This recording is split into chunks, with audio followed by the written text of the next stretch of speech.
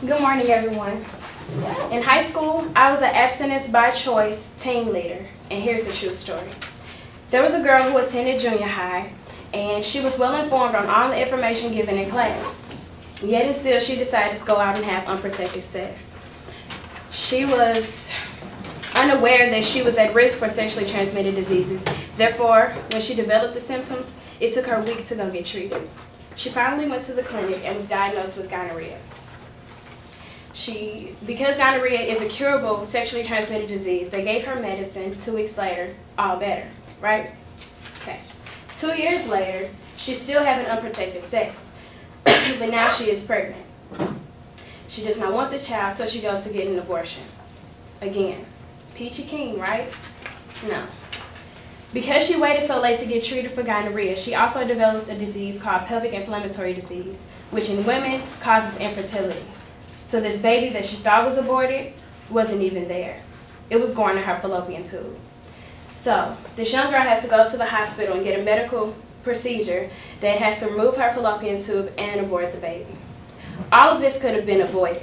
Had she had the proper sex education in high school, she would have known about pregnancy prevention, STD prevention, and the proper use, and what sexually transmitted diseases are. Today, I'm going to inform you on the 2 types of sex education programming and hopefully persuade you that there is an urgent need for better sex education in public schooling. I'm going to tell you what the abstinence-only program is, the comprehensive method is, the difference between the two, which one is more effective, and why. According to an article on sex-based school education, 82% of high schools, 76% of middle schools, and 57% of elementary schools require sex education on the campuses.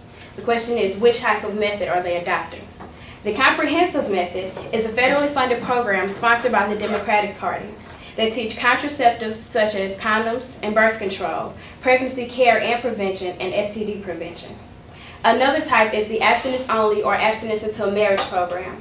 Their mission is to teach values, character, self-esteem, and potential risk when engaging in sexual activity. They are also a federally funded program sponsored by the Bush Foundation and tied in with the No Child Left Behind Act. In 1996, there was a 5-year contract signed for $250 million to go towards funding for these programs. Since 2002, when the contract was up, more money has been spent on funding for this program. They are both sex education programs, and yes, they are both federally funded, but they differ, and here's how. The comprehensive method, when they teach contraceptives, they teach correct success and failure rates for condoms and birth control. But abstinence-only programs intentionally teach false information on the success and failure rates of condoms and birth control. Their theory is, if I tell you that there's a 99% chance that the condom is going to be ineffective or the birth control is going to be ineffective when you use it, then you won't use it. And if you're not using contraceptives, then you're abstaining from sex because you're scared of the consequence.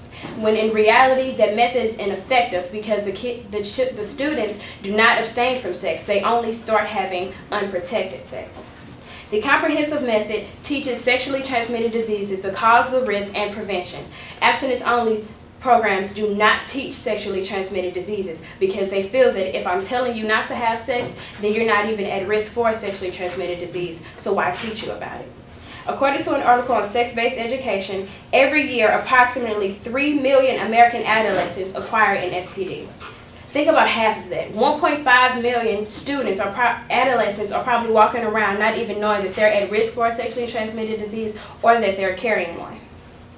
The comprehensive method reduces teen pregnancy without increasing sexual activity, meaning their students altogether abstain from sexual activity without looking for alternatives. But the abstinence-only method, since 2002 and to this present day, have not reported any results on progress or success rates in their public schooling because they have not been preventing pregnancy rates, STDs, and sexual activity. The question now is, which method is better? I say that the comprehensive method is the better method. The Advocates for Youth website listed 10 effective sex education characteristics.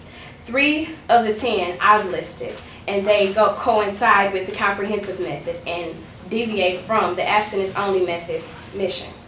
1. Sex education should help youth develop skills in communication, refusal, and contraceptives, including condoms.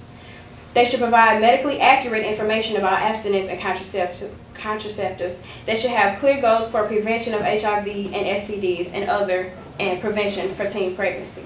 Remember, the more accurately informed the teen is, the more sexually responsible they'll be. I have informed you on what the abstinence-only method is, what the comprehensive method is, the difference between the two, and which method is better and why.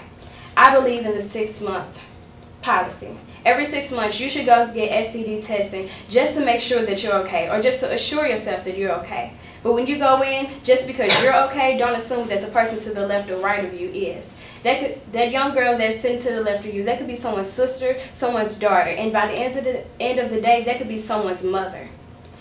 I challenge you, so next time you hear about funding for comprehensive methods, or if I create a Facebook group today, become a fan, do something about this problem, because I want to see a change. That when I go to the clinic 6 months from now and look to the left or right of me, I want to see empty seats. Thank you.